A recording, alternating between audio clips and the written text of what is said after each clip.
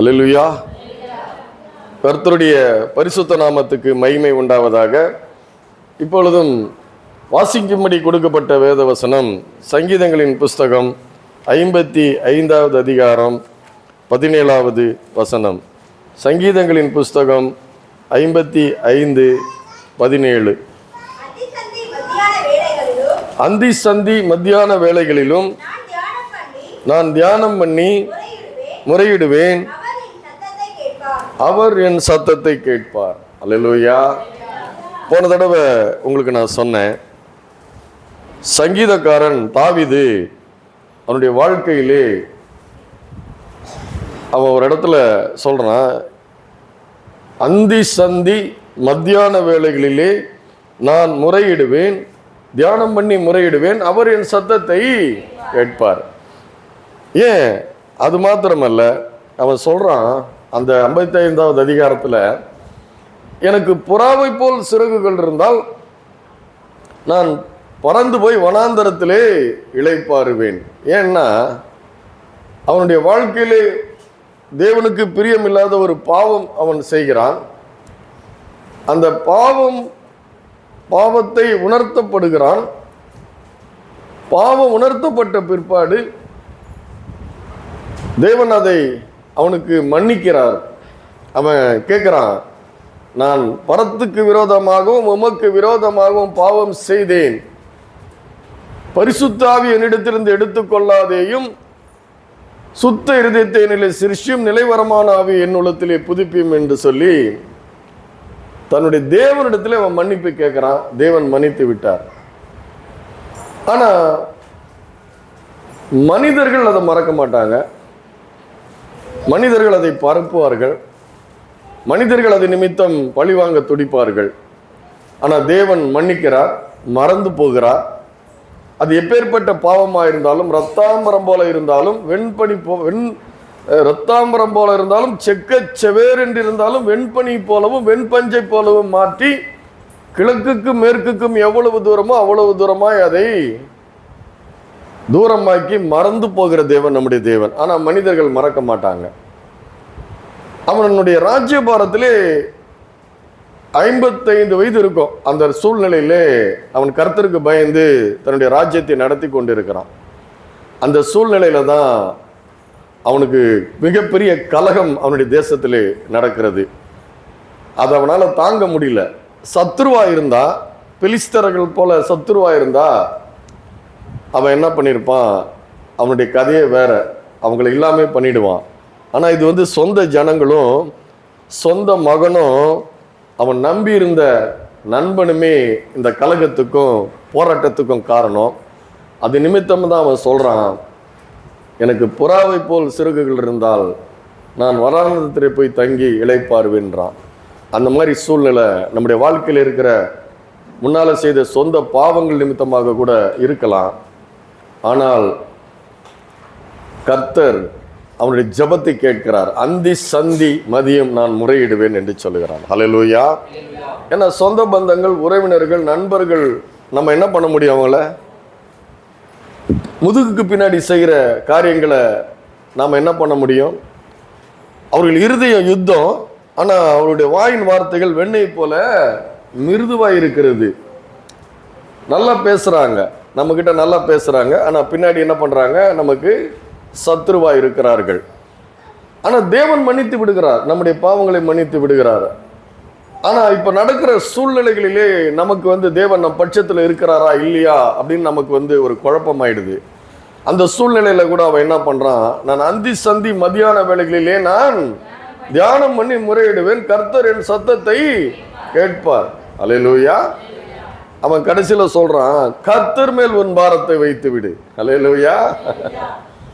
அப்போ கர்த்தர் மேல வைக்கும் பொழுது கர்த்தர் அந்த சூழ்நிலையிலிருந்து அவனை விடுதலையாக்கி மறுபடியும் அவனை ராஜாவாக மாற்றி பூரண வயது வரைக்கும் அவனோடு கூட இருக்கிறார். அல்லேலூயா. இதை போன தடவை நான் உங்ககிட்ட பேசினேன். அப்போ பாருங்க, நம்முடைய எல்லாரும் வாழ்க்கையிலும் பாவங்கள் இருக்கிறது. அது நம்மை மற்றவர்கள் மூலமாக பின்தொடரலாம். அவர்கள் அதன் மூலமாக நமக்கு இடைஞ்சல்கள் தரலாம். ஆனா நம்முடைய போராயுதங்கள் மாம்சத்துக்கு ஏற்றவைகளாயிராமல் அரண்களை நிர்மூலமாக்க தேவ பலமுள்ளவைகளாய் இருக்கிறது. அந்த தேவ பலமுள்ளவைகள் என்னன்னா, அவருடைய பாதத்தில் போய் நம்ம என்ன பண்றோம், ஜெபம் பண்ணி அந்தி சந்தி மதியம் தியானம் பண்ணி முறையிட்டு அந்த போராட்டங்களிலிருந்து, சவாலான சூழ்நிலையிலிருந்து நாம் என்ன பண்ணணும், விடுதலையாகி கொள்ள வேண்டும். அல்லேலூயா. நம்முடைய போராயுதங்கள், அதான் நான் சொன்னேன், எனக்கு பெரிய இடைஞ்சலை உண்டு பண்ணும் பொழுது நம்முடைய சிந்தனைகள் என்ன ஆகுதுன்னு சொன்னேன், சிந்தனைகள் உலக பிரகாரமாக தாறுமாறாகுது. ஆனால் நம்ம கர்த்தரை தெரிந்ததுனால நம்ம முழங்கால நின்று அந்த சூழ்நிலைகளை எல்லாம் என்ன பண்ணுறோம், சமாளிக்கிறோம். அல்லேலூயா. அதை விட இந்த ஆயுதம், இந்த ஜெபம் என்கிற போராயுதம் மிகப்பெரிய போராயுதம். அல்லேலூயா. அது மலை போல இருந்தாலும் பனி போல மாற்றக்கூடிய வல்லமை உள்ளவர் நம்முடைய ஆண்டவராக இருக்கிறார். இப்போ இன்னைக்கு இதே ஜெபம் தான், இன்னைக்கு ஜெபத்தை குறித்து தான் எடுக்கிறேன். ஆண்டவருடைய பாதத்திலே நீங்கள் போய் அமர வேண்டிய காரியத்தை குறித்து இன்னைக்கு அதை தான் திருப்பி பார்க்க போகிறோம். ஏற்கனவே நம்ம பார்த்துருக்கோம், இருந்தாலும் அதை வேற விதத்தில், வேற முறையில், வேற கோணத்தில் நம்ம இன்னைக்கு பார்க்க போகிறோம். ஏன்னா அவருடைய பாதத்திலே அமரும் பொழுது அவர் எவ்வளவு பெரிய சர்வ வல்லமை உள்ள தேவன் என்பதை நாம் என்ன பண்றோம், நம்முடைய கிரியை அதை என்ன பண்ணுது, ஜெபம். அவருடைய சமூகத்தில் போய் முழங்காலில் நின்று ஜெபம் பண்ணும்போது நாம் நம்முடைய இருதயத்திலே அவர் எவ்வளவு பெரியவர் என்பதை நாம் என்ன பண்றோம், அறிவிக்கிறோம். அல்லேலூயா. உங்க தேவன் சர்வ வல்லவரா? அல்லேலூயா. நம்முடைய தேவன் நாம் அவருடைய பாதத்தில் முழங்கால் படியிடும் பொழுதும், அவருடைய வேதத்தை தியானிக்கும் பொழுதும் அவர் எவ்வளவு பெரிய தேவன் என்பதை நம்ம என்ன பண்றோம், நம்முடைய கிரிகள் மூலமாக நம்ம என்ன பண்றோம், அறிவிக்கிறோம். அல்லேலூயா. அதுதான் அதை அவர் விரும்புகிறார். அதை அல்லேலூயா. அதை நம்முடைய நம்ம அவரோடு கூட பேச வேண்டும். ஒரு தகப்பன் தன் பிள்ளைகள் தன்னோடு கூட பேச வேண்டும் என்பதை எத்தனை தகப்பன் விரும்புகிறாங்க. அல்லேலூயா. செய்யக்கூடிய திராணி இருக்கிற தகப்பன் என் பிள்ளைங்க எதனா கேட்காதான்னு இயங்கிக்கிட்டு இருக்க மாட்டாங்களா? அல்லேலூயா. செய்ய முடியும், எல்லாம் அவன் கேட்கறதெல்லாம் வாங்கி கொடுக்க கூடிய ஸ்தானத்தில் இருக்கிற ஒரு தகப்பன் தன் பிள்ளை இதெல்லாம் கேட்க மாட்டானா அப்படின்னு ஏங்குது இல்லையா? அதுதான் ஜெபம். நம்ம தகப்பனால முடியும், உலக தகப்பனால முடியாமல் இருக்கலாம், ஆனால் நம்ம ஆராதிக்கிற தகப்பனால் என்ன பண்ண முடியும், எதையும் நம்மளுக்காக கொடுக்க முடியும். அப்பேற்பட்ட தகப்பனை தான் நம்ம தெய்வமாய் கொண்டு இருக்கிறோம். ஹல்லேலூயா. 1 சாமுவேல் 1ஆம் அதிகாரம் 13வது வசனம்.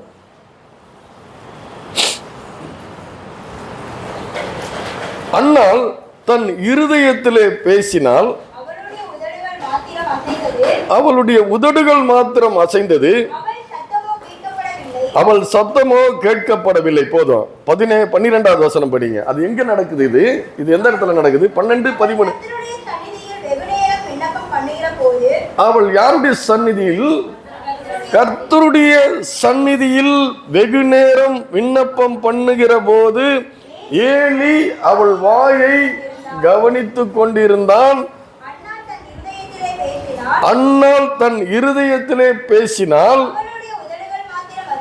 அவளுடைய உதடுகள் மாத்திரம் அசைந்தது, அவள் சத்தமோ கேட்கப்படவில்லை. அல்லேலூயா. அப்போ அன்னாள் கர்த்தருடைய சந்நிதியிலே என்ன பண்றா, வெகு நேரம் விண்ணப்பம் பண்ணுகிற பொழுது. அப்போ அவ கர்த்தருடைய சந்நிதியில ரொம்ப நேரம் விண்ணப்பம் பண்ணுகிறா. எது நிமித்தம் அவள் விண்ணப்பம் பண்ணுகிறாள் பார்த்தீங்கன்னா, அவளுக்கு குழந்தைகள் இல்லை. அல்லேலூயா. அவளுக்கு என்ன இல்லை? குழந்தைகள் இல்லை. அவனுடைய புருஷன் பேரு எல்கானா. அப்போ இவர்கள் பார்த்தீங்கன்னா 3வது வசனம், 1ஆம் அதிகாரம் 2வது வசனம் படிங்க. அவனுக்கு 2 மனைவிகள் இருந்தார்கள்.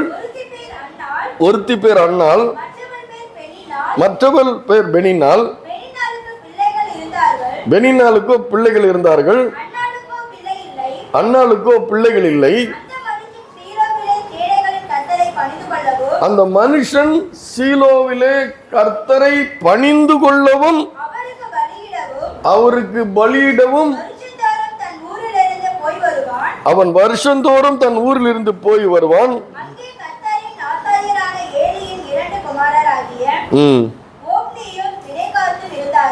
அந்த மனுஷன் சீலோவிலே சேனைகளின் கர்த்தரை பணிந்து கொள்ளவும் அவருக்கு பலியிடவும் வருஷம் தோறும் வருவான். அந்த எல்கானான்றவன், அவனுக்கு 2 மனைவிகள், ஒருத்தி அன்னாள், இன்னொருத்தி பேரு பெனினாள். பெனினாளுக்கு வேத வல்லுநர்கள் சொல்றாங்க 10 பிள்ளைகள் இருந்தாங்க. அது 2வது மனைவி. பெனினாள் 2வது மனைவி. அவளுக்கு 10 பிள்ளைகள் இருந்தார்கள். மூத்த மனைவி அன்னாள், அவளுக்கு பிள்ளை இல்லாது இருந்தது. அது நிமித்தம் தான் அவன் என்ன பண்றா, 13வது வசனத்துல நம்ம என்ன படிச்சோம், அவர் ஆண்டவருடைய சன்னிதானத்திலே வெகு நேரம் விண்ணப்பம் செய்து தன் இருதயத்தை ஊற்றுகிறாள். அவருடைய உதடுகள் மாத்திரம் அசைந்தது. இருதயத்தில் பேசினால் உதடுகள் மாத்திரம் தான் அசைந்தது. அப்போ அவளுடைய வேதனை பார்த்தீங்கன்னா எவ்வளவு பெரிய வேதனை. அவளுடைய சக்களத்துக்கு 10 பிள்ளைங்களுக்கு மேலே இருக்குது. ஆனால் இவளுக்கு பிள்ளை இல்லாமல் இருக்குது. அது நிமித்தம் நீங்கள் அந்த 1ஆம் அதிகாரத்தில் நீங்கள் போய் படித்து பார்த்தீங்கன்னா அவளுடைய சக்களத்தை அவளை என்ன பாடுபடுத்தி இருக்கிறான்றதை நீங்கள் போய் பார்க்கலாம். நேற்று ஒரு கிறிஸ்தவ குடும்பத்துக்கு பிள்ளை பிறந்திருந்தது. 3வது மாதம் பேர் வைக்கிறதுக்கு போயிருந்தோம். என்னுடைய நண்பனுடைய மகனுக்கு பிள்ளை பிறந்திருந்தது, ஆண் பிள்ளை. அங்கே நாங்கள் போயிருக்கிறோம். போயிட்டு கிஃப்ட் கொடுத்துட்டு ஒரு ப்ரேயர் பண்ணிவிட்டு கீழே உட்காந்துருக்கோம். அப்போது இன்னொரு குடும்பம் அந்த அவங்களுக்கு கையில் குழந்தைய கூட்டிகிட்டு வராங்க. 2 பேரும் எல்கேஜிலேருந்து ஒன்றா படித்த பசங்க. ஒரே நேரத்தில் தான் திருமணம் ஆகிருக்குது. ஒரு 10 நாள் முன்ன பின்ன திருமணம் ஆகிருக்குது. இந்த என்னுடைய நண்பனுடைய மகனுக்கு பிள்ளை பிறந்திருக்கு, பேர் வைக்கிறோம். அவனும் தன்னுடைய குழந்தையோட கூட்டிகிட்டு வந்திருக்கான். இந்த 2 பிள்ளைங்களுக்கும் 2 நாள் தான் வித்தியாசம். 2 3 மாத பிள்ளைங்க தான். அப்போ 2 பிள்ளைங்களும் பக்கத்தில் வச்சு அந்த 2 நண்பர்களும் 2 அவர்களுடைய மனைவிகளோட நின்றுட்டு இருக்கிறாங்க. என் மனைவி சொல்லுது, பார்த்தீங்களா இப்போ அந்த பையனுடைய தலையில் எவ்வளோ முடி இருக்கு பார்த்தீங்களா? அல்லேலூயா. இதில் என்ன தெரியுது, இந்த பெண்கள் அந்த 2 பிள்ளையும் பார்க்குறாங்க. பார்த்துட்டு ஒரு பிள்ளை தலையில் கொச்சன்னு முடி இருக்குது. 3 மாத பிள்ளை தலையில் அவ்வளோ முடி, அவ்வளோ நெருக்கமாக இருக்குது, அவ்வளோ கருப்பாக, அவ்வளோ அடர்த்தியாக இருக்குது. இந்த பெண்களுக்கு எது மேலே இருக்குது எண்ணங்கள்? எது மேலே இருக்குது? பெரிய பங்களா வீடு, பெரிய காரு, பேங்க் பாஸ்புக்கில் இவ்வளோ பணம், அதுவாக இருக்குது. அல்லேலூயா. அந்த பிள்ளைகள் எப்படி இருக்கிறாங்க அதை தான் பார்க்குது. அதுதான் தேவன் அப்படிப்பட்ட ஒரு இருதயத்தை பெண்களுக்கு கொடுத்துருக்கிறார். அப்படிப்பட்ட இருதயத்தோடு தான் இப்படி பார்த்த உடனே அதை என்ன பண்ணுறாங்க, அந்த வித்தியாசத்தை அந்த பெண்கள் கண்களில் படுகிறது. அதை பார்த்ததுமே நமக்கு அது தெரியல, அவங்க அதை கண்டுபிடிக்கிறாங்க. அதுதான் அப்படி. ஆனால் இவளுக்கு பிள்ளையே இல்லையே, அண்டாளுக்கு பிள்ளையே இல்லை. சக்களத்திக்கு 10 பிள்ளைகள் என்று சொல்லுகிறார்கள்.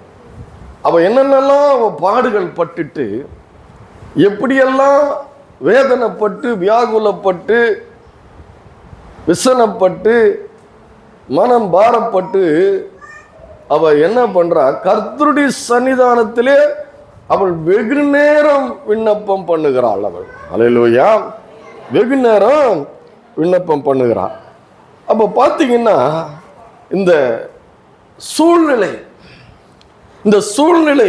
பிள்ளை இல்லாத இருக்கிற அந்த சூழ்நிலை ஒரு மனுஷியை, ஒரு பெண்ணை ரொம்ப அவளை பாடுபடுத்தி, துக்கப்படுத்தி, விசனப்படுத்தி வைக்கிறது. இது பார்த்தீங்கன்னா இது கூட நம்முடைய குடும்பங்களில் இப்போ பிள்ளை இல்லைன்றது ஒரு சப்ஜெக்ட் இல்லையா? ஆனால் நான் என்ன சொல்கிறேன், உங்கள் குடும்பங்களிலே கூட பார்த்தீங்கன்னா இன்னைக்கு ஏதோ ஒரு தேவை இருக்கலாம். உங்களுக்கு ஏதோ உங்கள் பிள்ளைகளுக்கோ இல்லை நம்ம குடும்பத்திலேயோ ஏதோ ஒரு பெரிய தேவைகள் இருக்கலாம். அந்த தேவைகள் மத்தியில் கூட நான் உங்களுக்கு ஒன்று சொல்கிறேன், நீங்கள் உங்களுடைய இருதயத்தை நீங்கள் கர்த்தருடைய சன்னிதானத்திலே, அவர் எவ்வளவு பெரிய தேவன், எவ்வளவு ஒரு சர்வ வல்லமை உள்ள தேவன் என்பதை நீங்கள் இருதயத்திலே நீங்கள் ஆழமாய் விசுவாசிக்கும் பொழுதுதான், அவரோடு கூட நீங்க பேசும் பொழுதுதான், அவரோடு கூட நீங்க ஐக்கியம் கொள்ளும் பொழுதுதான் அவர் என்ன பண்றாரு, அந்த ஜபத்தை கேட்டு அதுக்கு பதில் கொடுக்கிறார். பதில் கொடுக்கிற தேவன். ஏன் பதில் கொடுக்கிறார்? அல்லேலூயா. பதில் கொடுப்பதன் மூலமா உங்களுக்கு அதன் மூலமாய் ஒரு விடுதலையை கொடுப்பதன் மூலமாய் ஒரு ஆசீர்வாதத்தை கொடுப்பதன் மூலமாய் அவர் மகிமைப்படுகிறார். அல்லேலூயா. உங்களுக்கு கொடுக்கும் பொழுதுதான் அவருக்கு மகிமைங்க. அல்லேலூயா. அவர் கொடுத்து மகிமைப்படுகிற தேவனாய் அவர் இருக்கிறார். அவர் எப்படி மகிமைப்படுகிற தேவனாய் இருக்கிறார்? உங்களுக்கு நீங்க நினைச்சிட்டு இருக்கீங்க எனக்கு கொடுக்க மாட்டாரு. நான் தான் சொன்னேன், என்னுடைய வாழ்க்கையிலே சொந்த பாவத்தின் நிமித்தமாக உங்களுக்கு எல்லாத்தையும் சொன்னேன், போன தடவை சொன்னேன். ஆனாலும் தேவன் என்ன பண்ணாரு, அந்த சூழ்நிலைகளை, சவாலான சூழ்நிலைகளை என்ன பண்ணாரு, மாற்றி ஆசீர்வாதத்தை கொடுத்தாரு. எனக்கு ஒரு 17 வருஷத்துக்கு முன்னாடி ஒரு மிகப்பெரிய தேவை எனக்கு ஏற்பட்டது.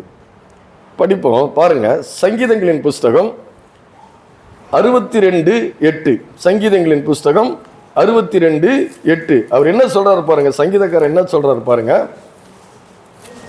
ஜனங்களே, நீங்கள் எக்காலத்திலும் அவரை, எப்ப சொல்றாரு, எக்காலத்திலும் அவரை நம்புங்கள், அவர் சமூகத்தில் உங்கள் இருதயத்தை ஊற்றி விடுங்கள், தேவன் நமக்கு அடைக்கலமாயிருக்கிறார். அதான் சொல்றாரு பாருங்க, எக்காலத்திலும் அவரை நம்புங்கள். ஜனங்களே, எக்காலத்திலும் அவரை நம்புங்கள். அதனால்தான் சங்கீதக்காரர் சொல்லுகிறான், நான் கர்த்தரை எக்காலத்திலும் ஸ்தோத்தரிப்பேன், அவர் துதி என் வாயில் இருக்கும். பாருங்க, அப்பேற்பட்ட மகிமையின் தேவனாய் அவர் இருக்கிறார். அது மாத்திரமல்ல, 7வது வசனம் படிங்க, அதுக்கு முன்னாடி இருக்கிற வசனம், என் ரட்சிப்பும் என் மகிமையும் தேவனிடத்தில் இருக்கிறது, பலனாகி என் கண்மலையும் என் அடைக்கலமும் தேவனுக்குள் இருக்கிறது. அப்புறம் சொல்லிட்டு தான் சொல்றான், அவர் எக்காலத்திலும் அவரை நம்புங்கள். எக்காலத்தில் நான் சொல்றேன், எப்பேற்பட்ட சூழ்நிலையா இருந்தாலும் மனுஷங்க நம்மளை விட்டு போயிடுவாங்க, மனுஷங்களால் நமக்கு செய்ய முடியாது, ஆனா கர்த்தரால் நமக்கு செய்ய முடியும். ஹல்லேலூயா. அதனாலதான் சங்கீதக்காரன் அனுபவிச்சு சொல்றான், எக்காலத்திலும் அவரை நம்புங்கள் என்று சொல்லுகிறான். அப்படிப்பட்ட ஒரு சூழ்நிலையில தான் பார்த்தீங்கன்னா எனக்கு ஒரு பெரிய ஒரு இடுக்கமான ஒரு சவாலான பெரிய சூழ்நிலை உருவாகும் பொழுது அதை எப்படி தீர்ப்பது என்று தெரியாதபடி என் படுக்கையில கண்ணீரை நினைக்கிறேன். அல்லேலூயா. படுக்கையில என்னுடைய கண்ணீர் நினைக்கிறேன், என்னுடைய கண்கள் இருந்து கண்ணீர் வழிந்து, எழுத்தின்படியே சொல்றேன், 2 கண்ல இருந்து கண்ணீர் வந்து வழிந்து தலையென்ன நினைக்குது. அல்லேலூயா. பாருங்க, சங்கீதக்காரன் சொல்கிறான் பாருங்க, சங்கீதம் 6:6 என்ன சொல்றான் பாருங்க, என் பெருமூச்சினால் இளைத்து போனேன். அல்லேலூயா. எடுங்க 6:6 எடுங்க. என் பெருமூச்சினால் நான் இளைத்து போனேன், இரவு முழுவதும் எல்லா இரவு முழுவதும் என் கண்ணீரால் என் படுக்கையை ஈரமாக்கி என் கட்டில நினைக்கிறேன். இது அப்படியே நடந்தது. அல்லேலூயா. ஒரு குறிப்பிட்ட நாளைக்கு படுத்த உடனே 2 கண்ல இருந்து கண்ணீர் வரும், தலையில நனையும். இதெல்லாம் எழுத்தின்படியே நடந்தது. ஆனா அப்பதான் நான் ரட்சிக்கப்பட்ட புதுசு. ஆனா தேவன் அந்த சூழ்நிலையை என்ன பண்ணாரு, மாற்றினார். ஹல்லேலூயா. 6:6 படிங்கம்மா. என் பெருமூச்சினால் இளைத்து போனேன், ராம் முழுவதும் என் படுக்கையிலே என் கண்கள் ஈரமாக்கி என் கட்டிலே நினைக்கிறேன். கட்டிலே நினைது, எனக்கு தலையில தான் நினைஞ்சுது. அல்லேலூயா. எவ்வளவு வித்தியாசம் இருக்குல்ல, வார்த்தைகள்ல எவ்வளவு வித்தியாசம் இருக்குது. கட்டிலே நனைந்து போகிற அளவுக்கு என்ன இருக்குதாங்க, அவனுடைய கண்கள் ஈரமாகுது. எல்லாரும் இந்த சூழ்நிலைகளை கடந்து வந்தவங்க நிறைய பேர் இருக்கலாம், இதை கடந்து வராதவங்க இருக்கலாம். பாருங்க, அந்த கண்ணீரை அவர் நம்முடைய கண்ணீரை அவருடைய சன்னிதானத்திலே அவருடைய சமூகத்திலே ஊற்றுகிற கண்ணீரை அவர் அவருடைய துருத்தியில் வைத்திருக்கிறாராம், மறக்காம வச்சிருக்கிறாராம். சங்கீதம் 56:8 என்ன சொல்லுது பாருங்க, என் அலைச்சல்களை தேவரீர் அறிந்திருக்கிறீர், என் கண்ணீரை உம்முடைய துருத்தியும் அவைகள் உம்முடைய கணக்கில் அல்லவோ இருக்கிறது. நாம நினைக்கிறோம் நம்ம சிந்தனை கண்ணீர் வீணா போயிடுச்சு. அல்லேலூயா, நம்முடைய சிந்தனை கண்ணீர் வீணா போயிடுச்சு. நான் சொல்றேன், நீங்க ஆண்டவருடைய சன்னிதானத்திலே நீங்கள் உங்கள் துக்கத்தோடு, உங்களுடைய வியாகுலத்தோடு, உங்களுடைய வேதனைகளோடு ஊற்றுகிற கண்ணீரை கர்த்தர் மறப்பதில்லை. அவைகளை, உங்கள் அலைச்சல்களை அவர் மறப்பதில்லை. உங்கள் கண்ணீர்களை அவர் அவருடைய துருத்தியில் வைத்திருக்கிறார். அவர் கணக்கிலே வைத்து மறக்காமல் அதை பார்த்திருக்கிறார். ஹல்லேலூயா. உங்கள் துக்கத்துக்கு, அதாவது உங்களுக்கு துக்கத்துக்கு பதிலாக இரட்டிப்பான சந்தோஷத்தை கொடுக்கக்கூடிய வல்லமை உள்ள தேவனை நீங்கள் ஆராதித்துக் கொண்டிருக்கிறீர்கள். ஹல்லேலூயா. அதனால தான் சொல்றாங்க சங்கீதக்காரன் 126:5 கண்ணீரோடு விதைக்கிறவர்கள் கம்பீரத்தோடு அறுப்பார்கள். நாம நம்முடைய கண்ணீரை ஊற்றுகிற மனுஷர்கிட்ட போய் கண்ணை கசக்குனா அவன் முகம் அப்படியே நமக்கு ஏத்த மாதிரி இருக்கும், பின்னாடி போய் சிரிப்பான். அல்லேலூயா. பின்னாடி போய் என்ன பண்ணுவான், அவன் நல்லா வேணும், என்ன வேணும், நல்லா வேணும், இன்னும் வேணும் அப்படின்பா. ஆனா கர்த்தர் இரக்கமும் மன உருக்கமும் நீடிய சாந்தமும் மிகுந்த கிருபையும் உள்ளவர், தீங்குக்கவர் மனஸ்தாபப்படுகிற தேவன். நம்ம கிட்ட இருக்கிற தீங்கை எடுத்து போட வேண்டும் என்று அவர் விரும்புகிற ஒரு தேவனா இருக்கிறார். இதையெல்லாம் அறிந்த அந்த அன்னாள், அல்லேலூயா, இந்த தேவனை குறித்த அறிந்த அந்த அன்னாள் தான் சொல்றா, அவள் கர்த்தருடைய சந்நிதியில் வெகு நேரம் விண்ணப்பம் பண்ணும் பொழுது, அதான் இது தெரியணும் நமக்கு, நம்முடைய கர்த்தர் எப்பேற்பட்ட மகிமையின் தேவன் என்பதை நாம அறிந்து கொள்ளும் பொழுதுதான், அறிந்து கொள்ளும் பொழுது மட்டுமல்ல, அவர் எப்படி நமக்கு பதில் செய்வார், நமக்கு எப்படி விடுதலை கொடுப்பார், எப்படி வெற்றியை கொடுப்பார், எப்படி வாழ்வை கொடுப்பார் என்பதை அறிந்து கொள்ளும் பொழுதுதான் நமக்கு ஒரு யார்கிட்ட சொல்லணும், அவர்கிட்ட சொல்லணும் அப்படின்ற ஒரு என்ன பண்ணுது, வாஞ்சை வருகிறது. ஹல்லேலூயா. அதனாலதான் எதுவா இருந்தாலும் நம்ம கர்த்தருடைய சன்னிதானத்தில், நான் தான் சொல்றேன், அந்தி சந்தி மதியம்னா ஒரு நாள் இல்லைங்க, தினந்தோறும், ஒரு நாள் இல்லை, எப்போ, தினந்தோறும். அல்லேலூயா.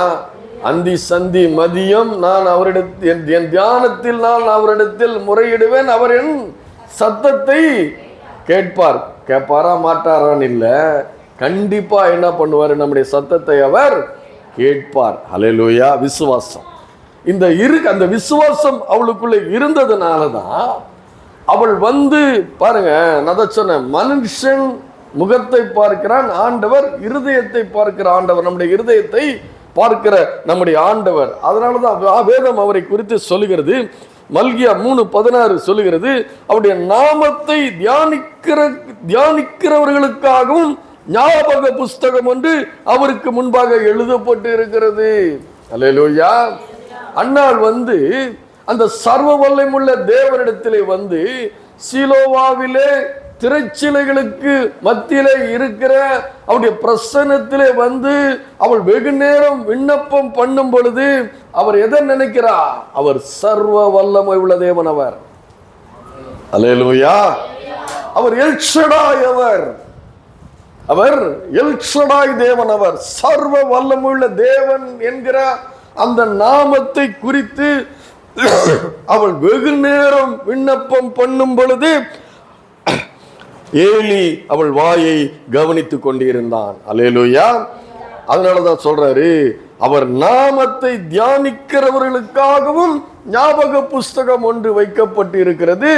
அவருடைய சன்னிதானத்திலே உன்னுடைய கண்ணீரை சிந்துகிற, உன்னுடைய கண்ணீர் அவருடைய துருத்தில் வைக்கப்பட்டிருக்கிறது. அதை அவர் மறக்கிறதில்லை. ஹல்லேலூயா. அந்த சர்வ வல்ல மனுஷன் வந்து பாத்தீங்கன்னா, மனுஷனுக்கு 1000 பிரச்சனை இருக்குங்க. மனுஷனுக்கு என்ன பண்றது, 1000 பிரச்சனை இருக்கு. நீங்க அவங்ககிட்ட கொட்டுனா பின்னாடி போய் சந்தோஷப்பட்டுட்டு அதை அவன் இன்னொருத்தவங்கிட்ட கொட்டிட்டு அவன் நம்மள மறந்து போயிடுறான். ஏன்னா அவனுக்கு 1000 பிரச்சனை இருக்குது. ஹல்லேலூயா. இருக்குதா இல்லையா? உங்களுக்கு யாராவது ஒருத்தர் வந்து சொன்னா மறந்து போயிடுதா இல்லையா? என்கிட்ட உண்மையிலே நிறைய பேர் வேலை பார்த்துட்டு வேலையை விட்டு நின்றுட்டாங்க. இன்னைக்கு நிறைய பேர் மறந்து போச்சு, முகமும் மறந்து போச்சு. அவன் தான் மனுஷன். உண்டா இல்லையா?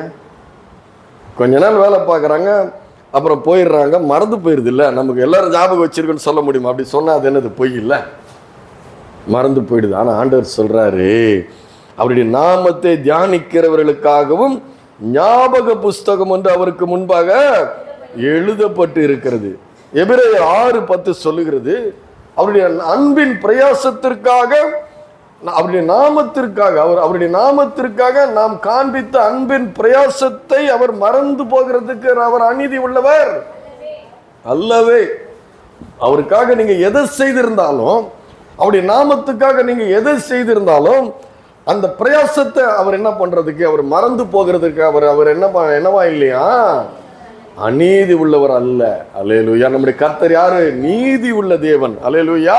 அவர் நீதி உள்ள நியாயாதிபதி, சர்வ லோகத்தையும் நியாயம் தீர்க்கக்கூடிய அதிகாரமுடைய தேவன் அவர் தேவனாயிருக்கிறார். அல்லேலூயா. பாருங்க, அந்த 1 சாமுவேல் 1ஆம் அதிகாரத்துல 3வது வசனம் என்ன சொல்லப்பட்டு இருக்கிறது? அந்த மனுஷன் சீலோவாவிலே சேனைகளின் கர்த்தரை பணிந்து கொள்ளவும் அவருக்கு பலியிடவும் வருஷந்தோறும் தன் ஊரில் இருந்து போய் வருவான். அவன் என்ன பண்றான்? வருஷந்தோறும் போய் வருவான். அல்லேலூயா. அப்ப அந்த வருஷந்தோறும் அவன் போய் வருகிறான். அந்த வருஷந்தோறும் போய் வரும் பொழுது கூட அந்த அண்ணாளும் என்ன பண்றா? வருகிறாள். அல்லேலூயா. நல்லா கவனிக்கணும். நாம ஜெபிக்கிறோம். ஜெபிக்கும் பொழுது நம்முடைய வாழ்க்கையிலே சில காரியங்கள் தாமதமாகுது. தாமதமாகும் போது நம்முடைய சிந்தனைகள்ல ஒரு தாறுமாறு வந்து விடுகிறது. கர்த்தர் என் ஜெபத்தை கேட்கிறாரா? இல்லை, இவங்க பேசுறாங்களே, இவர் சர்வ வல்லவர் பேசுறாங்களே, இவர் அன்பின் தேவன் என்று சொல்றாங்களே, அவர் கேட்டா கொடுப்பாருன்னு சொல்றாங்களே, ஆனா ஏன் எனக்கு இன்னும் கொடுக்க மாட்டேங்கிறாரு? ஏன் இன்னும் என்னுடைய வாழ்க்கையில சமாதானம் இல்லை? ஏன் என்னுடைய வாழ்க்கையில இருக்கிற இன்னும் கடன் பிரச்சனை தீரல?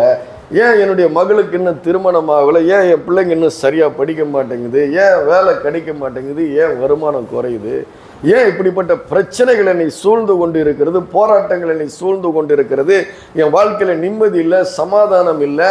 ஆனா என் கர்த்தர் என் ஜெபத்தை கேட்கிறாரா இல்லையான்னும் பொழுது, ஞாயிற்றுக்கிழமை ஆச்சுன்னா போய் என்னதான் கிடைக்குது? ஒரு சோர்வு வருது இல்லையா? ஒரு சோர்வு வருதா இல்லையா? அல்லேலூயா.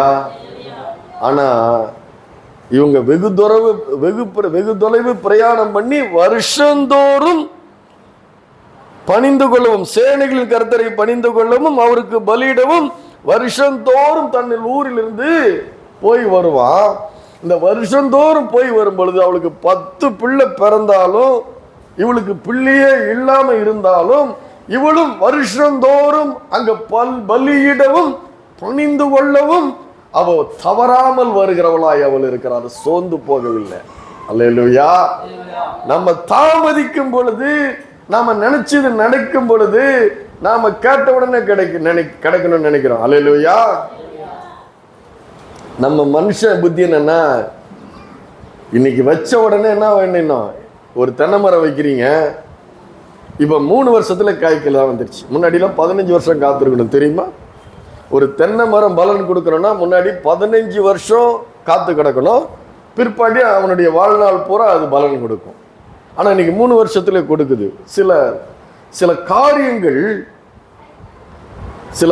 காரியங்கள் நம்முடைய வாழ்க்கையிலே கிடைக்க லேட் ஆகலாம். அதாவது விரும்பினது வரும் பொழுது ஜீவ விருட்சம் போல இருக்கும். ஆனா அந்த சோர்வு என்ன பண்ணுது, அந்த கண்டினியூவேஷன் என்ன பண்ணுது, உடைக்குது, பலவீனப்படுத்துது. அந்த தாமதமாகிற காரியங்கள், நினைக்கிற காரியங்கள், நினைச்சவனே நடக்காது இருக்கிற காரியங்கள் எல்லாம் உடனே என்ன பண்ணுது, நம்மளை சோர்வடை செய்கிறது, பலவீனம் அடை செய்கிறது, மனசை வந்து தடுமாற வைக்கிறது. ஆனா கர்த்தர் சொல்லுகிறாரு, நீங்க வந்து சோர்ந்து போகாமல் ஜெபம் பண்ண வேண்டும் என்று சொல்லுகிறார். அல்லேலூயா. இடைவிடாமல் ஜெபம் பண்ண வேண்டும் என்று சொல்லுகிறார். எப்படி பண்ணணுமா? சோர்ந்து போகாமல் இடைவிடாமல் நீங்கள் ஜெபம் பண்ண வேண்டும். அது மாத்திரமல்ல, நீங்கள் ஒன்றை குறித்தும் கவலைப்படாமல், அல்லேலூயா, ஒன்றை குறித்தும் கவலைப்படாமல் எல்லாவற்றை குறித்து ஸ்தோத்திரத்துடனே கூடிய விண்ணப்பத்தோடு தேவனுக்கு தெரியப்படுது. தொடர்ந்து செய்யணும். அல்லேலூயா. அதான் நம்முடைய போராயுதங்கள். எல்லா அந்தகார சக்திகளையும், வான மண்டலங்களில் உள்ள பொல்லாத ஆவிகள், எரிச்சலின் ஆவிகள், அந்தகார வல்லமைகள், எதிராய் செயல்படுகிற மனுஷ யோசனைகள், பிசாசினுடைய கிரிகளை எல்லாம் நீ ஜெயம் எடுப்பதற்கு உன்னுடைய போராயுதம் என்கிற அந்த பெரிய போராயுதம், உலகத்துக்கிட்ட இருக்கிற ஆயுதம் இல்ல, உன்னுகிட்ட இருக்கிற பெரிய போராயுதம் வந்து ஜெபம் என்கிற அந்த பெரிய போராயுதத்தை நீ தொடர்ந்து நீ செய்யும் பொழுது, அந்தி சந்தி மத்தியானம் நீ உன்னுடைய தியானத்தில் நீ முறையிடும் பொழுது, நான் சொல்றேன், அது வெளியரங்கமாய் ஒரு பெரிய பதிலை கொடுக்கிறதா இருக்கும். அல்லேலூயா. என் தலையணை வந்து நான் கண்ணீரால் நினைச்சவன், என் கட்டிலுக்கு கீழே 55 லட்சம் இருந்தது 12 வருஷத்துக்கு முன்னாடி. ஆனால் பெரிய பிரச்சனை ஒன்று இருந்தது, அது சரீரத்துக்கு அடுத்த பிரச்சனை இருந்தது. அந்த சரீரத்திற்கு பிரச்சனையை தேவன் ஒரு பணியை போல நீக்கி போட்டவராயிருந்தார். அல்லேலூயா. மனுஷன் அப்பத்தினாலே மாத்திரமல்ல, மனுஷன் பணத்தினாலே மாத்திரமல்ல, கர்த்தருடைய வாயிலிருந்து புறப்படும் ஒவ்வொரு வார்த்தையினாலும் பிழைப்பான் என்று எழுதியிருக்கிறது. அல்லேலூயா. அந்த பிரச்சனையை அவர் நீக்கலன்னா, நான் சொல்றேன், இன்னைக்கு நாங்க கூனி குறுகி அவமானத்தால இது வந்து சாபத்துக்கு உட்பட்ட குடும்பம் என்று சொல்லி எங்களை நிந்தித்திருப்பார்கள் இந்த உலகத்தார். அந்த அவமானத்திலிருந்து நீக்கிறது கர்த்தர். அல்லேலூயா. அந்த கர்த்தரை, அந்த கர்த்தரை, சர்வ வல்லமையுள்ள கர்த்தரை தான் நீங்கள் ஆராதித்துக் கொண்டிருக்கிறீர்கள். அல்லேலூயா. அதனால நான் சொல்றேன், எந்த நிலையிலும் அவர் சொல்றாரு, பவுல், எந்த நிலையில் இருந்தாலும் மன ரம்யமாயிருப்பேன். அல்லேலூயா. துக்கம் தொண்டையை அடைக்குது, உடனே வந்துருங்க, ஜெபத்துக்கு வந்துருங்க, உடனே வேதத்தை வாசிங்க, உடனே யாருடைய செய்தியாவது கேளுங்க. அல்லேலூயா. அதனாலதான் அவரை பத்தி பேசுறதுக்கு இவ்வளவு ஆசையா ஓடி வருகிறோம். அல்லேலூயா. நம் கர்த்தர் நல்லவர். அவர் நல்லவர் என்பதை நீங்கள் ருசித்து பார்க்க வேண்டும். அல்லேலூயா. அப்போ பாத்தீங்கன்னா, இதனாலதான் நான் சொல்றேன், நீங்க சோர்ந்து போயிடாதீங்க தேவனுடைய பிள்ளைகளே. நீங்க ஒரு நாளும் நீங்கள் சோர்ந்து போகாதீர்கள். அல்லேலூயா. அந்த தேவன் உங்களுக்கு செய்வார். கர்த்தர் எனக்காக யாவையும் செய்து முடிப்பார். அந்த தேவன் உங்கள் தேவனாய், நம் தேவனாய் அவர் இருக்கிறார். ஹல்லேலூயா. அப்போ அப்படிப்பட்ட ஒரு அப்பேற்பட்ட அந்த தேவனை தான் சோர்ந்து போகாமல் அவளும் வர்றா, வருஷந்தோறும் வர்றா. எப்படி? வருஷந்தோறும் வருகிறா, வந்து அவருடைய சந்நிதியிலே வெகு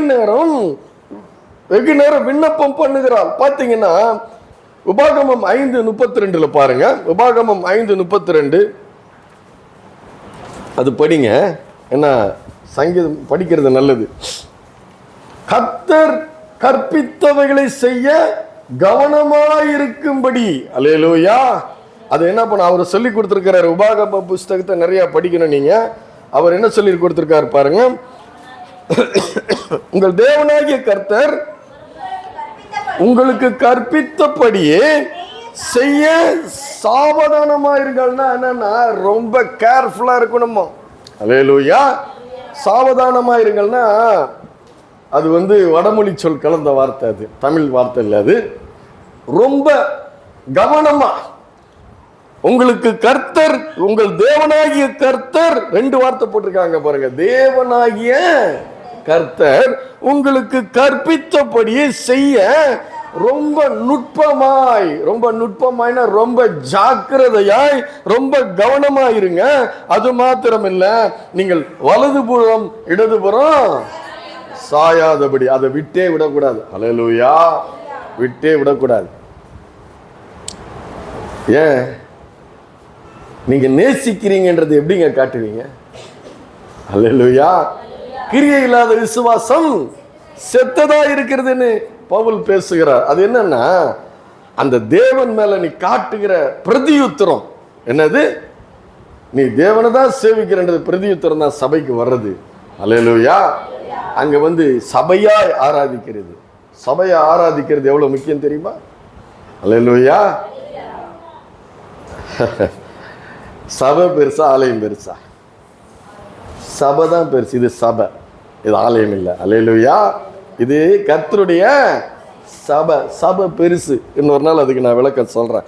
பாருங்க, அப்பேற்பட்ட கர்த்தர் கற்பித்தவைகளை செய்ய கவனமா இருக்கும்படி வலதுபுறம் இடதுபுறம் சாயாது என்றார். பாருங்க, 2 ராஜாக்கள் 17வது அதிகாரம் 36வது வசனம் என்ன சொல்லுது பாருங்க. உங்களை மகா வல்லமையினாலும் ஓங்கிய புயத்தினாலும் எகிப்து தேசத்திலிருந்து வரப்பண்ணின கர்த்தருக்கே பயந்து அவரையே பணிந்து கொண்டு அவருக்கே பலியிட்டு. ஹல்லேலூயா. ஓங்கிய புயத்தினாலும் பலத்த கரத்தினாலும் இல்லையா? எகிப்திலிருந்து மீட்டாரா? யார மீட்டாரா? இஸ்ரவேல் ஜனங்களை மீட்டாரா? கர்த்தர் வந்து ஓங்கிய புயத்தினாலும் பலத்த கரத்தினாலும் எகிப்தினுடைய அடிமைத்தனத்திலிருந்து மீட்டு. இங்க எத்தனை பேரு தேவனை அறியாது இருந்து இன்னைக்கு தேவனை அறிந்து ஆராதிக்கிறீர்கள்? எல்லாருமே அவங்க தான். அல்லேலூயா. எனக்கு தெரிஞ்சு எல்லாருமே வந்து தேவனை அறியாத ஒரு இதுல இருந்து வந்து தேவனை இருளில் இருந்து இப்ப நீங்க வெளிச்சத்துக்கு வந்து இன்னைக்கு இந்த தேவனை ஆராதித்து கொண்டிருக்கிறீர்கள். அல்லேலூயா. நீங்க அடிமைத்தனத்துல தான் இருந்தோமா? நாம ஒரு விதமான அடிமைத்தனம். நான் கிறிஸ்தவனா பிறந்து கிறிஸ்தவ குடும்பம், என்னுடைய குடும்பம் 4-5 தலைமுறையா கிறிஸ்தவ குடும்பத்திலே பிறந்து நான் கிறிஸ்துவை அறியாதவனா இருந்தேன். ஹல்லேலூயா. அப்படி இருந்து வந்து அது வந்து அப்போ ஒரு அடிமைத்தனம். பாவத்துக்கு, பாவம் செய்கிற எவனும் பாவத்துக்கு அடிமையா இருக்கிறான். அப்ப ஏதோ ஒன்றுக்கு நம்ம அடிமையா இருந்தோம். இந்த தேவனை நாம தெரியாம இருந்தோம். இந்த தேவனை அறிய முடியாதபடி இருளினுடைய அதிகாரத்துல நாம இருந்தோமா இல்லையா? எதையோ வணங்கிட்டு இருந்தோம். அல்லேலூயா. சூரியனை விட நம்ம வணங்கி இருப்போம், சொல்லி கொடுத்துருப்பாங்க நமக்கு. அல்லேலூயா. அப்போ அது ஒரு அடிமைத்தனம், அது ஒரு இருள். அந்த இருளின் அதிகாரத்திலிருந்து நம்மை மீட்டெடுத்த தேவன் நம்முடைய தேவன். அவர் எந்த அதிகாரத்திலிருந்து மீட்டாரா? இருளின் அதிகாரத்திலிருந்து நம்மை மீட்டார். ஹல்லேலூயா. ஒளியினுடைய ராஜ்யத்துக்கு நம்மை கொண்டு வந்திருக்கிறார். அப்போ கொண்டு வந்தவரை எப்படி பண்ணணுமா? உங்களை மகா வல்லமையினாலும், நீங்க அது லேசா வர முடியாதுங்க. தெரியுமா உங்களுக்கு? லேசா வந்துட முடியும் நினைக்கிறீங்களா? அவர் உங்களுடைய இருதயத்திலே மாபெரும் பெரிய காரியத்தை செய்திருக்கிறார். அது உங்களுக்கு தெரியணும்.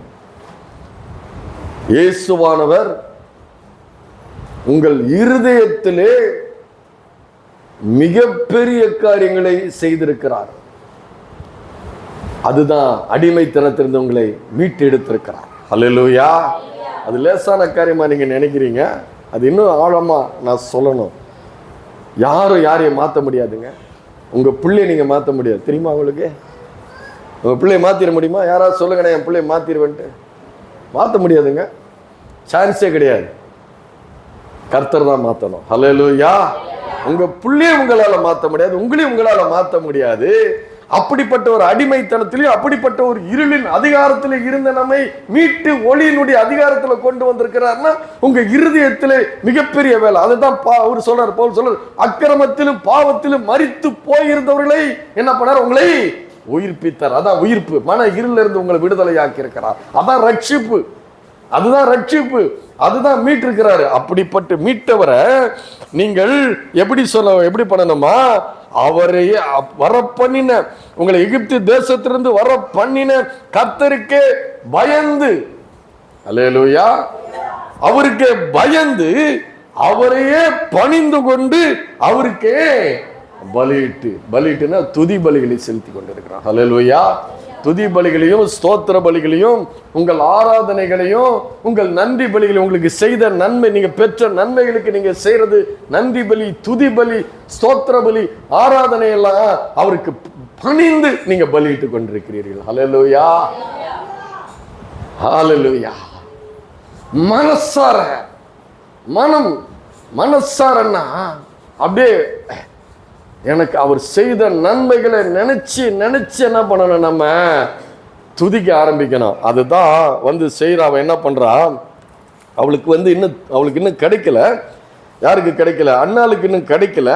ஆனால் அவள் சோர்ந்து போகாதபடி, பலவீனப்பட்டு போகாதபடி, அவருடைய சர்வ வல்லமை உள்ள அந்த தேவனை குறித்து அவளுடைய இருதயத்தில் ஆழமான ஒரு விசுவாசம் இருந்ததுனாலதான் அவ என்ன பண்றா, அங்க வர்றா. ஹல்லேலூயா, அங்க வர்றா. ஏன்னா அந்த ஆண்டவர் ஒரு காரியத்தை நம்ம கிட்ட இருந்து எதிர்பார்க்கிறார். ஆண்டவர் நம்ம கிட்ட என்ன பண்றாரு, ஒரு காரியத்தை, ஒரு விசுவாசத்தை நம்ம கிட்ட எதிர்பார்க்கிறாரு. கேட்கிறாருல்ல, புதிய ஏற்பாட்டில் பார்த்தீங்கன்னா இயேசு கிட்ட கேட்ப, விசுவாசிக்கிறியா? என்னால் முடியும் என்று நீ விசுவாசிக்கிறியா? விசுவாசிக்கிறேன் ஆண்டவரே. ஹல்லேலூயா, நான் விசுவாசிக்கிறேன் ஆண்டவரே, ஆனாலும் என்னுடைய அவிசுவாசம் நீங்க உதவி செய்யுங்க அப்படின்றார். அந்த விசுவாசம் எப்படிப்பட்ட விசுவாசம் பார்த்தீங்கன்னா, யூதா எழுதின புஸ்தகம் எடுங்க. யூதா எழுதின புஸ்தகம் 20வது வசனம் எடுங்க. எப்படி போட்டிருக்கு பாருங்க. அந்த யூதா எழுதின பார்த்தீங்கன்னா பெரிய ஒரு வெளிச்சம் உங்களுக்கு வரும்.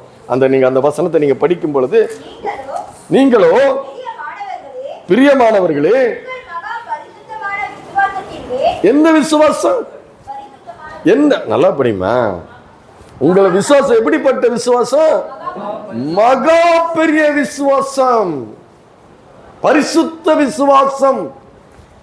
அல்லேலூயா. என்ன விசுவாசம் இது? இந்த வார்த்தை வேற எங்க இருக்குதாரு தேடி பார்த்தா இல்ல, எனக்கு தெரிஞ்சு இல்ல. விசுவாசம் இருக்குது, ஆனா மகா பரிசுத்தமான விசுவாசம் உறுதிப்படுத்தி கொண்டு பரிசுத்த ஆவிக்குள் ஜெபம் பண்ணி. அல்லேலூயா. எவ்வளவு போட்டிருக்காரு பாருங்க, ஒரு 3 வரியில அவ்வளவு வார்த்தைகள் போட்டிருக்கிறாரு.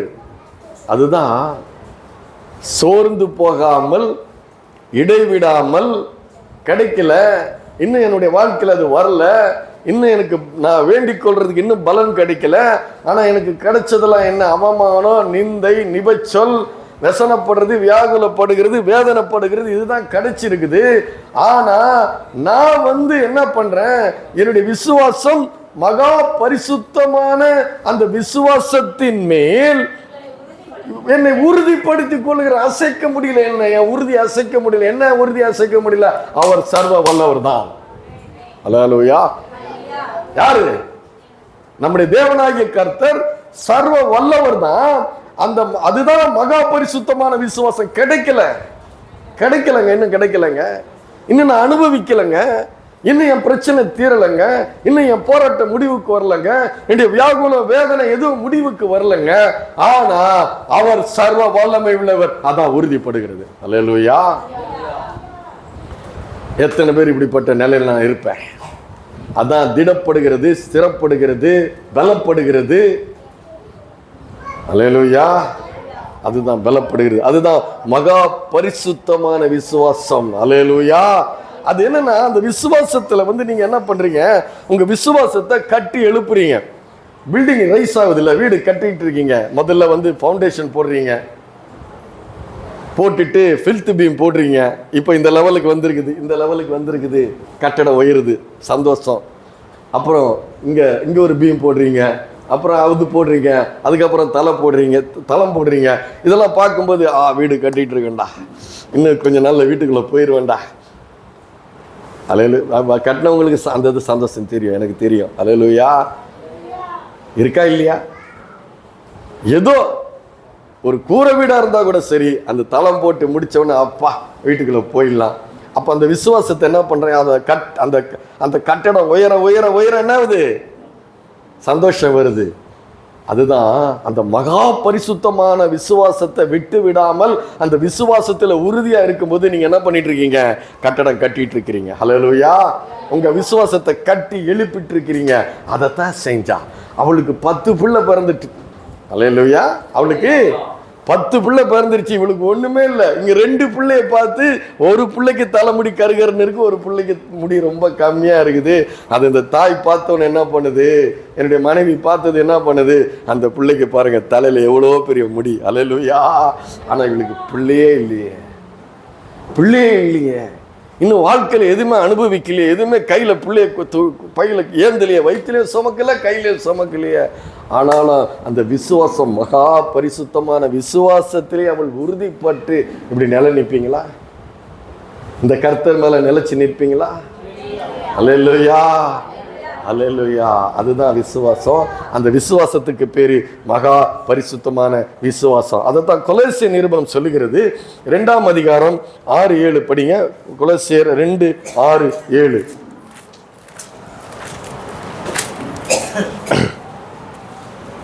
ஆகையால் நீங்கள் கர்த்தராகிய கிறிஸ்துவை ஏற்றுக்கொண்டபடியே அவருக்குள் வேறு கொண்டவர்களாக, அவர் மீது கட்டப்பட்டவர்களாகவும் அவருக்குள் நடந்து கொண்டு நீங்கள் போதிக்கப்பட்டபடியே விசுவாசத்தில் உறுதிப்பட்டு ஸ்தோத்திரத்துடனே அதில் பெருகுவீர்களாக. சொன்னா இல்லையா? அவருக்குள்ள வேறு கொள்ளணும், அவர் மேல கட்டப்படணும், உறுதி ஆயிடணும். எனக்கு அது நடக்கும். அதான் ஆவியினாலே ஜெபம் பண்ணுவது. அல்லேலூயா. ஆவி ஜெபம் பண்ணுது. அப்போ நீங்க முதல்ல பார்த்தீங்கன்னா, கொஞ்சம் நீங்க ஜெபம் பண்ண நீங்க ஆரம்பிச்சீங்கன்னா கொஞ்ச நாள்ல நீங்க ஜெபம் பண்ணிக்கிட்டே இருப்பீங்க. அதை நீங்க தொடர்ந்து பண்ணும் பொழுது நான் சொல்றேன், நீங்க ஆவினால ஜெபம் பண்ண ஆரம்பிச்சிருவீங்க. ஆவி ஜெபம் பண்ண ஆரம்பிச்சிடும்.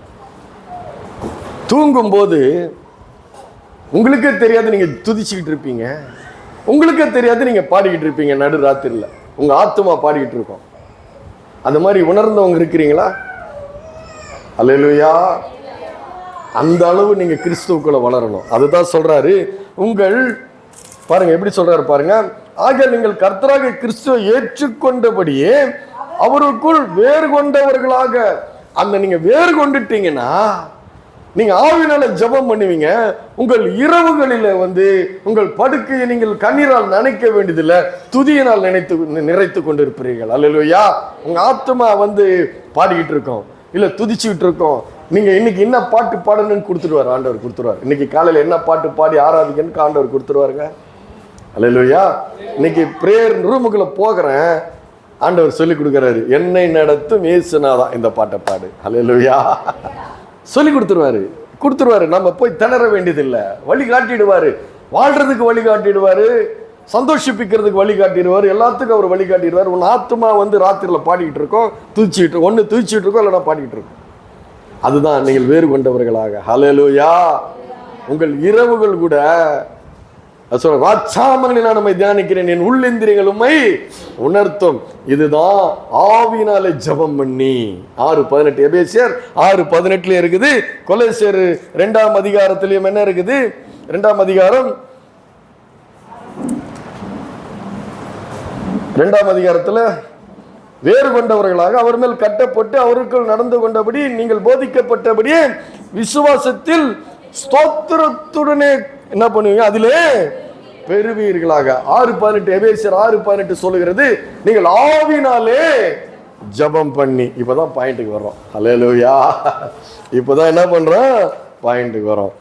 1 சாமுவேல் எடுத்து வைங்க. 1 சாமுவேல்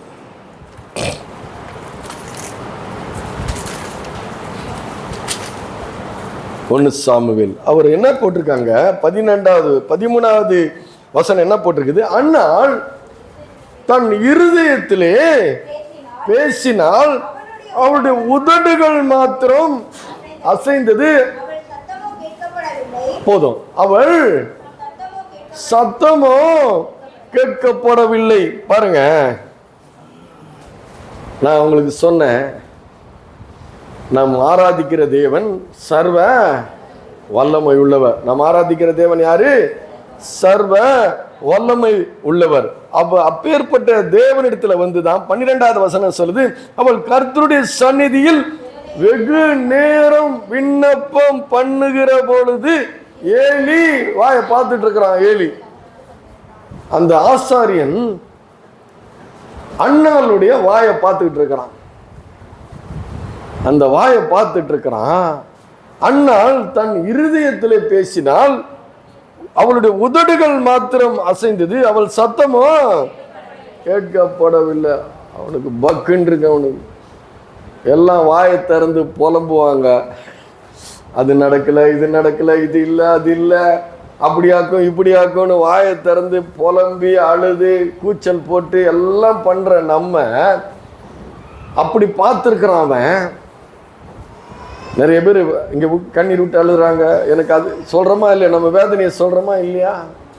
சொல்றோம். அந்த ஏலி கவனிச்சுட்டு இருக்கிறான்.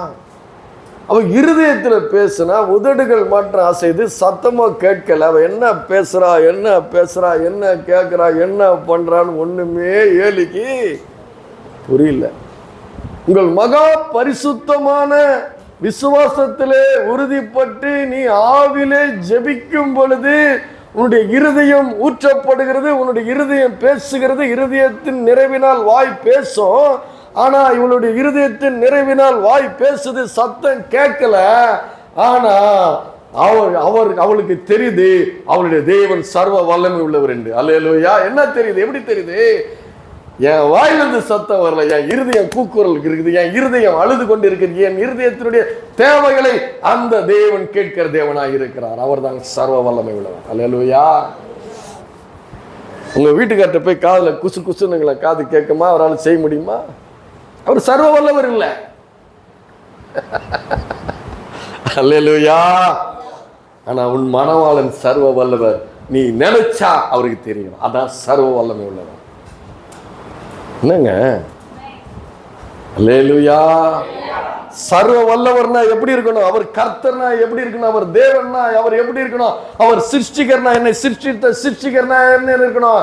என் இருதயத்தில் நான் என்ன நினைக்கிறனோ அதை அவர் அறிந்து கொள்கிறவர் தான் சர்வ வல்லமையுள்ள தேவன். அவர் தான் தேவன், அவர் தான் கர்த்தர். அல்லேலூயா.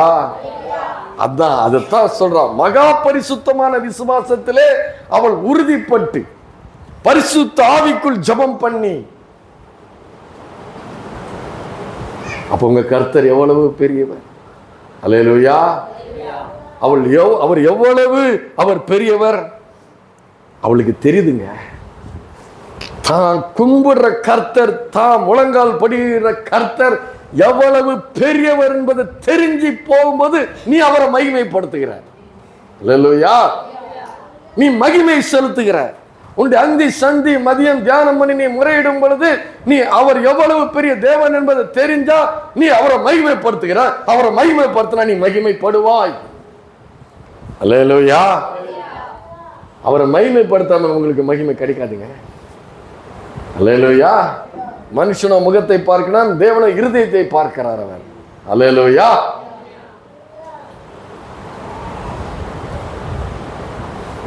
ஏன் கிடைக்கல? ஏன் வாய்க்கல? அவரை மகிமைப்படுத்தல. அல்லேலூயா. என் மேல கோவம் வருதா? இல்ல, மகிமைப்படுத்துங்க, மகிமைப்படுவீர்கள். அல்லேலூயா. என்னை கனம் பண்ணுகிறவர்களை கனம் பண்ணுவேன், என்னை அசட்டை பண்ணுகிறவர்கள் கனகீனம் பண்ணப்படுவார்கள். அல்லேலூயா. தயவு உள்ளவருக்கு தயவு உள்ளவர், புனிதருக்கு புனிதர், உத்தமருக்கு உத்தமர், மாறுபாடு உள்ளவர்களுக்கு அவர் மாறுபாடு உள்ளவராய் அவர் இருக்கிறார். அல்லேலூயா. உங்க ஆண்டவர் சர்வ வல்லவரா? உங்க இருதயத்துல மகிமைப்படுத்த முடியுமா? ஏலி பார்க்கறான், என்னடா வார்த்தை வரல. அவருக்கு தெரியும். அல்லேலூயா. சங்கீதக்காரன் சொல்லுகிறான், என் வாயில் சொல் பிறவாததற்கு முன்னே நீர் அதை அறிந்திருக்கிறீர். அவன் அப்படிப்பட்டவங்க தான் மகிமைப்படுறாங்க. யாரை பெற்றுக்கொள்ள முடியும்? யார் பெற்றுக்கொள்ள முடியும்? மகிமைப்படுத்துகிறவர்கள் மகிமைப்படுவார்கள். ஆனாலும் நிறைய பேருக்கு இறக்கமா கொடுத்துட்டு தான் இருக்கிறாரு, எல்லாத்தையும் கொடுத்துட்டு தான் இருக்கிறாரு. அல்லேலூயா. அல்லேலூயா. அல்லேலூயா. பாருங்க, அப்படிதான் அவ ஜெபம் பண்ணா அவ சொல்றா, அதுக்கப்புறம் சில சம்பாஷணைகள்லாம் நடக்குது. அப்ப சொல்றா, ஐயா என் இருதயத்தின் ஆண்டவரிடத்திலே 15வது வசனத்துல கடைசியில சொல்றா, அவ சொல்றா, நான் திராட்சரசமாகிலும் மதுவாகிலும் குடிக்கவில்லை, நான் கர்த்தருடைய சந்நிதியில் என் இருதயத்தை ஊற்றி விட்டேன். அப்புறம் வசனம் சொல்லுது, 18வது வசனம் சொல்லுது, அதற்கு பின்பாடு அவள் துக்கமுகமாய் இருக்கவில்லை. என்னைக்கு ஆவியில ஜெபம் பண்ணிட்டாலோ, என்னைக்கு மகா பரிசுத்தமான அந்த விசுவாசம் வெளிப்பட்டுடுச்சோ, அவளுடைய வாழ்க்கையில வெளிப்பட்டுடுச்சோ, அவளுக்கு நம்பிக்கை வந்துருச்சு. நம்பிக்கை வந்ததுமே அவ துக்கமுகம் இல்லை. அல்லேலூயா. அதனால்தான் மகா பரிசுத்தமான விசுவாசத்திலே நீங்கள் உறுதிப்பட்டு பரிசுத்த ஆவியிலே ஜெபம் பண்ணி அந்தி சந்தி மதிய வேலை உட்கார்ந்து தியானம் பண்ணி முறையிட்டால் அவர் உங்கள் சத்தத்தை அவர் கேட்பார். அல்லேலூயா. அதுக்கு பின்னாடி நீங்க படிச்சு பார்த்தீங்கன்னா, 2ஆம் அதிகாரத்துல நீங்க படிச்சு பார்த்தீங்கன்னா, அவளுடைய ஜெபம் மாறுது. எப்ப மாறுது? அவள் வெளியரங்கமாய் பெற்றுக்கொண்டவன அவளுடைய ஜெபம் மாறுது, கர்த்தரை மகிமைப்படுத்துது. அவ சொல்லல ஏன் ஜெபம்னு சொல்லல, அவ கர்த்தரை மகிமைப்படுத்துறோம். அவருடைய வாழ்க்கையில சாமுவேல் தீர்க்கதரிசி கர்த்தர் கொடுக்கிறாரு, பெற செய்கிறாரு. பெற செய்ததுக்கு அப்புறம் நீங்க 2வது அதிகாரத்தை நீங்க போய் படிச்சு பாருங்க. அப்படி ஒரு அவருடைய வாய் மகிழ்ச்சினாலே களி கூறுகிறது. அழுதது, விசனப்பட்ட இருதயம், தொங்கி போன இருதயம், நொந்து போன இருதயம் அப்படியே மகிழ்ச்சினால அப்படியே கம்பீர சத்தமா வருகிறது. ஹல்லேலூயா.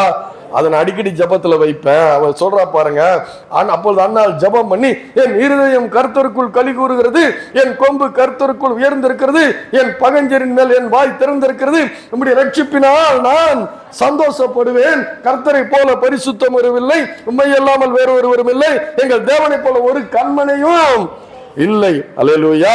இனி மேட்டிமையான பேச்சை பேசாமல் இருங்கள், அகந்தியான பேச்சு உங்கள் வாயிலிருந்து புறப்பட வேண்டாம். கர்த்தர் உண்மையுள்ளவர், கர்த்தர் ஞானம் உள்ளவர், அவருடைய செய்கைகள் யதார்த்தம் அல்லவோ. அவர் சொல்றா, பசியா இருந்தவர்கள் இனி பசியாகிறார்கள், திருப்தியா இருந்தவர்கள் அப்பத்துக்காக கூலி வேலை செய்கிறார்கள், மலடியா இருந்தவள் 7 பெற்றால், அநேகம் பிள்ளைகளை பெற்றவளோ பலட்சியப்பட்டால், அவர் சிறியவனை புழுதியில் இருந்து எளியவனை குப்பையில் இருந்து உயர்த்தி பிரபுக்களோடும் ராஜாக்களோடும் உட்கார செய்து மகிமை உள்ள சிங்காசனத்தை சுதந்திரிக்க பண்ணுகிறார். கர்த்தர் ஐஸ்வர்யம் அடைய செய்கிறவரும் தரித்திரம் அடைய செய்கிறவருமாயிருக்கிறார். கர்த்தர் கொல்லுகிறவரும் உயிர்ப்பிக்கிறவருமாயிருக்கிறார். அப்படியே கொப்பளிக்குது, இறுதி மகிழ்ச்சினால கொப்பளிக்குது. அல்லேலூயா. பரிசுத்தாவினால ஜபம் பண்ணி உங்க மகா பரிசுத்தமான வல்லமையினாலே அதுல நீங்க கட்டப்பட்டு விசுவாசத்துல உறுதிப்பட்டு கிறிஸ்துவுக்குள் வேறு கொண்டா, கண்டிப்பா சொல்றேன், நீங்க அவரை மகிமைப்படுத்துறீங்க, அவர் உங்களை மகிமைப்படுத்துவார். அல்லேலூயா. அப்ப ஜபம் எவ்வளவு முக்கியம், அவரோடு கூட ஐக்கியம் எவ்வளவு முக்கியம், அவரோடு கூட உறவு எவ்வளவு முக்கியம். நான் சொல்றேன், கட்டிலை கண்ணீரால் நனைத்த அந்த தாவீது ராஜாவா மாறினான். ஹல்லேலூயா. காத்திருந்தா அவனை போல ஒன்னு பெத்தெடுக்க யாரால முடியல. பெனினால் 10 பெத்தா, இந்த 10 ஒண்ணு சரியாகுமா? 1 பெத்தா, அருமையா பெத்தா. அதுக்கப்புறமா அவளுக்கு பிள்ளைகள் இருந்தது. ஆனா கர்த்தர் கொடுத்தது சிறந்தவர் சிறந்ததை கொடுத்தார். ஹல்லேலூயா. அவரை மகிமைப்படுத்துங்க, அவரை மகிமைப்படுத்துங்க. ரொம்ப உங்க ஆயுதம், உங்களுடைய போராயுதம் ஜெபம் என்கிற அந்த போராயுதம் ஒண்ணு போதும். அதுல நீங்க ஆவினால செய்யுங்க. அது மாத்திரமல்ல, கர்த்தர் கற்பித்ததுபடி நீங்க என்ன பண்ணுங்க, அதுல உறுதியா இருந்து அதிலே நிலைச்சு நில்லுங்க. கர்த்தர் உங்களுக்கு அற்புதங்களை செய்வார். ஏன்னா அவர் அற்புதர். ஹல்லேலூயா. ஹல்லேலூயா. கர்த்தருக்கே மகிமை உண்டாவதாக.